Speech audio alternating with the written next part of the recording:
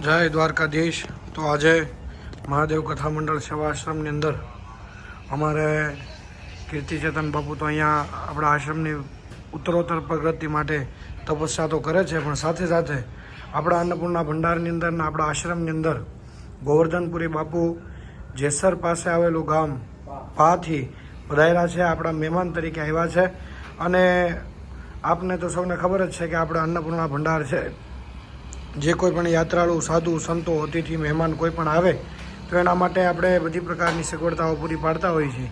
તો આજે ભાવેશ દાદા જે છે એ પોતે રસોઈ બનાવે છે અને સંતો આપણે ત્યાં પધાર્યા છે, તો આપણે તો ભાગ્યશાળી છીએ કે જેને ત્યાં આપણે આમ તો ગઢિયા કહીએ જ છે કે સંતો જ્યાં પધારે, જ્યાં બ્રાહ્મણો પધારે, જ્યાં ગાય માતા પધારે, ત્યાં એ સ્થાનની પ્રગતિ થવાની હોય તો જ પધારે। તો ભાવેશ દાદાને વિનંતી કરું કે આજે આપણા મહાદેવ કથા મંડળ સેવા આશ્રમની અંદર સંત મહાત્મા પધાર્યા છે, તો બે શબ્દ કહે। જય દ્વારકાધીશ, જય અન્નપૂર્ણામાં। આજે મહાદેવ આશ્રમમાં અમારે ગોવર્ધનપુરી બાપુ જે જેસર પાસે પાગામ જંગલમાં ખૂબ માતાજીનું પૂજન કરે છે અને અહીંયા અવારનવાર આજે અહીંયા આપણને નવા વર્ષની અંદર લાભ મળ્યો। બાપુ અહીંયા આવ્યા પણ હાથે રસોઈ બનાવે તો મેં કીધું મદદ કરું। આજે બાપુ માટે આપણે મહાદેવ આશ્રમમાં અન્નપૂર્ણા ભંડારમાં જોઈ શકો છો તમે આગળ મગ, ભાત, રોટલી અને મિષ્ટાન આ સાધુ સંતો અહીંયા આવે અને તમારા દ્વારા જે કાંઈ ધન લાવી તમે કાંઈ આપો એવા સત્કાર્યમાં વપરાય અને આવું સેવા કાર્યમાં વપરાય એવા સાધુ સંતો જમે તમારે ત્યાંથી લાવીને સીધા સામાન જે કાંઈ આવે એ બધું તમારા આશીર્વાદથી ભગવાન ઠાકોરજીની કૃપાથી અન્નપૂર્ણાનો ભંડાર ક્યારેય ખૂટો જ નથી, હાલ્યા જ કરે છે। સાધુ સંતો અમે તો ભગવાનને એ પ્રાર્થના કરી કે સાધુ સંતો આવે, કોઈ અતિથિ આવે, કોઈ યાત્રાળુ આવે અને આપણે પ્રસાદ લઈ આવીએ। અમારે હરિભક્તો પણ ઘણા આવે, યજમાનો સેવકો પણ બધા અહીંયા આવે અને આ ભગવાનનો પ્રસાદ લેવાથી આપણા પાપોનો નાશ થાય। તો અહીંયા કાયમ ઠાકોરજીનો થાળ ધરાય, ભગવાનનું નામ લેવાય ને આવા સાધુ સંતો આવે અને કાંઈક ભગવાને આપણને મનુષ્ય અવતાર આપ્યો, આપણા આજે કંઈક સત્કર્મ થાય તો આશીર્વાદ ગોવર્ધનપુરી બાપુને વિનંતી કે બે શબ્દ બોલે ને અહીં આવતા રહે। ઓમ નમો નારાયણ। ઓમ નમો નારાયણ। આ શું આશ્રમ?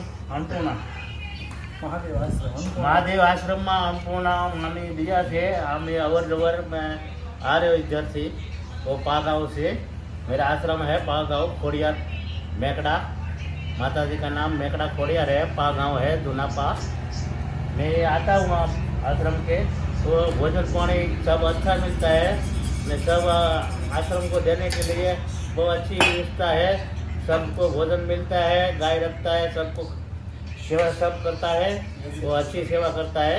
तो सब आप देने के लिए जरा ध्यान देने का और अन्नपूर्णा का भंडार भरा रहेगा नहीं तो आप देने का आशा रखूँगा। सब ब्राह्मण है, अच्छी रसोई बनाते हैं, अच्छा खाना खिलाता है, सब अच्छा है।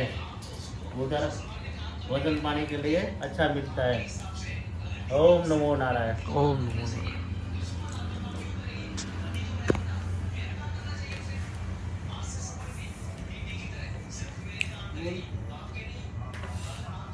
જય મહાદેવ। બધા અહીંયા વાલા ભક્તો અહીંયા આવો તો બધું તમારા આશીર્વાદથી, યજમાનોના આશીર્વાદથી, વડલી ગામના સહકારથી આપણે અત્યારે નાની એવી સેવા કરી। આમાં શાસ્ત્રમાં બતાવ્યું ટુકડો ત્યાં પ્રભુ ટુકડો કયા રૂપમાં ક્યારેક કોણ આવી જાય, એકાદ વાર દ્વારકાવાળા આવી જાય તો બેડો પાર થઈ જાય, બધાના આશીર્વાદથી હાલે છે અને આવા સાધુ સંતના આશીર્વાદ મળે, કોકને કંઈક ખવડાવી હતી અને લાડ ભગવાન આપ્યું છે। તો આવા સાધુ સંતો આવવાથી આપણું જીવન ધન્ય બને।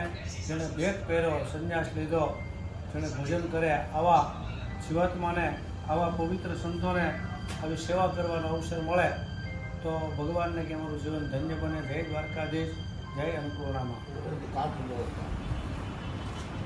તો અન્નપૂર્ણા ભંડારમાં મહાદેવ આશ્રમમાં ગોવર્ધનગીરી બાપુ પધાર્યા છે, તો અહીંયા ભોજન પ્રસાદ શરૂ થઈ ગયું છે। બાપજીને બેસાડી અને નિરાતે ભોજન કરાવીએ છીએ।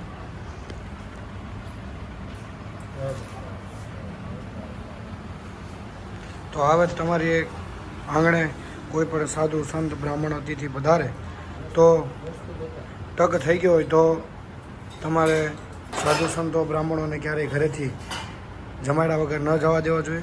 અને અહીંયા તમે ભોજનમાં જોઈ શકો છો મગ બનાવ્યા છે, રોટલી, ભાત અને મીઠાઈ વગેરે બધી જ વસ્તુ અહીંયા છે. તમારી ઘરે કોઈ પણ સાધુ મહાત્મા કોઈ પણ વધારે છે તો માત્ર ને માત્ર તમે કાંઈ ફૂલની પાંખડી દાન ન કરી શકો તો કાંઈ નહીં, પણ માત્ર ભોજન કરાવી અને પછી તેમને તમારા સ્થાન તરફ જવા દો છો તો એમનું જે પુણ્ય છે એ અનંત ગણું તમને મળતું હોય છે. જય દ્વારકાધીશ.